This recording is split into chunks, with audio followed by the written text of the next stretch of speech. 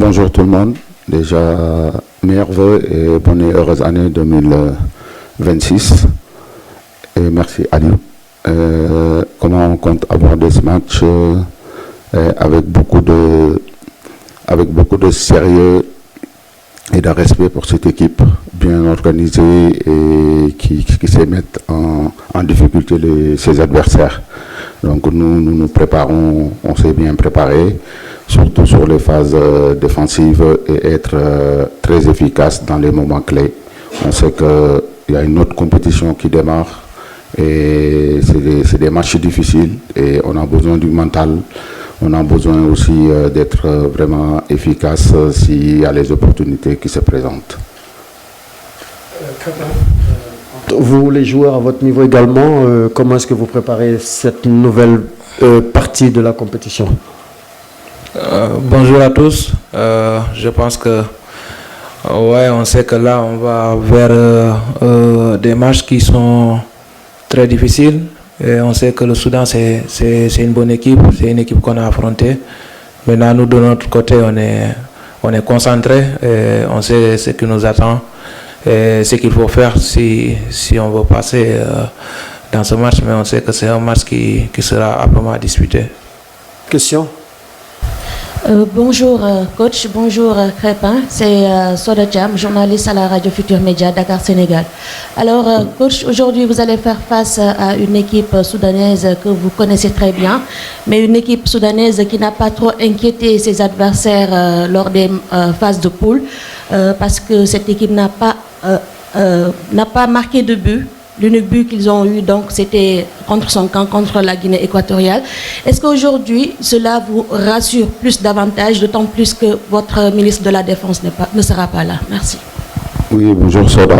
Je pense que il y a une autre compétition qui commence. Et tout ça, c'est des statistiques. Donc, nous, on ne va pas se baser sur ça. On sait qu'on aura en face une équipe très disciplinée, bien organisée.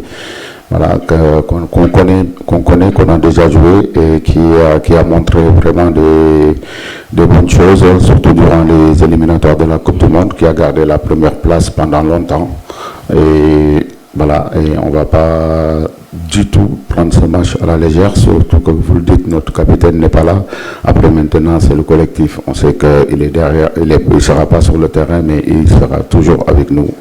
Surtout vu que l'état d'esprit qu'il y a ce groupe et aussi l'homme qu'il est, je pense que voilà, on jouera aussi pour que lui, il aura aussi l'opportunité d'être là dans les prochains tours.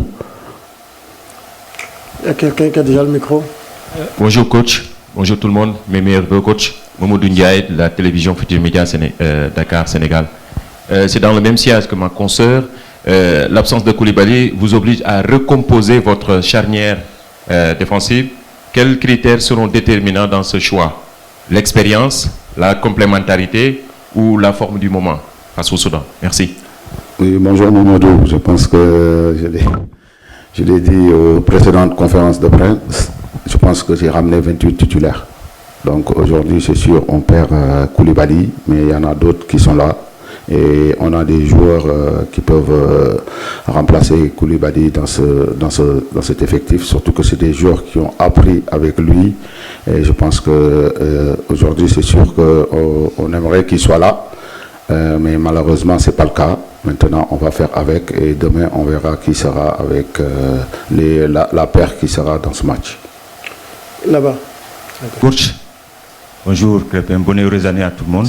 Alors moi j'ai une question. Ma question au coach est liée au match précédent. C'est un petit flashback sur le match que je vais faire en parlant du match de demain. C'est-à-dire que ce match, vous avez apporté 5 changements pour ce match, le dernier match, alors, qui n'a pas forcément répondu aux attentes. Vous avez eu écho de tout ce qui s'est passé, des critiques, etc. Alors, est-ce que ces changements étaient liés au fait que le coach voulait tourner, voir d'autres joueurs, ou bien c'est lié au fait que le coach est à l'écoute du public, parce qu'on dit souvent Pape Thiaw n'est pas têtu?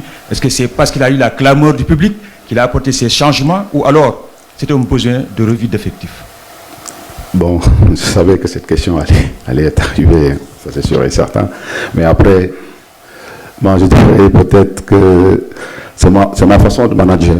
Si je pense à quelque chose et quelqu'un me le dit, je fais comme si c'était lui.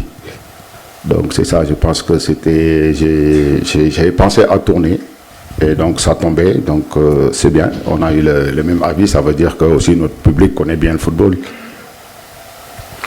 Là-bas, derrière au fond.